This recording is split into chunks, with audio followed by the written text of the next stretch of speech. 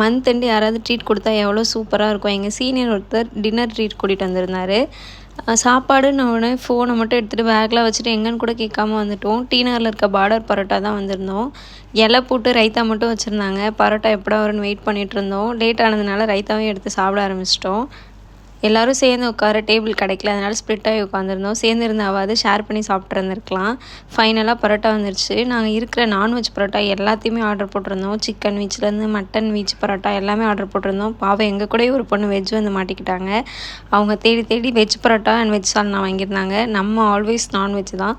Chicken பரோட்டாவை அந்த சால்னாவில் தொட்டு சாப்பிட அவ்வளோ டேஸ்ட்டாக இருந்தது. ஸோ யாருக்கெலாம் பரோட்டா பிடிக்கும்னு மறக்காமல் கமெண்ட் பண்ணுங்கள். பரோட்டானாலே பிடிக்கும். இதில் சிக்கன் பரோட்டா, மட்டன் பரோட்டா வேறு, இதில் பிச்சு போட்ட நாட்டுக்கோழிலாம் வேறு சைடிஷ்க்கு வாங்கியிருந்தோம். ஃபைனல் டச்சுக்கு ஜில்லுன்னு ஜிகர்தண்டா வாங்கியிருந்தோம். நல்லா திருப்தியாக சாப்பிட்டு டைம் பார்த்தா ரொம்ப லேட் ஆகிடுச்சு. சரி வீட்டுக்கு கிளம்பலாம் அப்படின்னு சொல்லி கிளம்பிட்டோம்.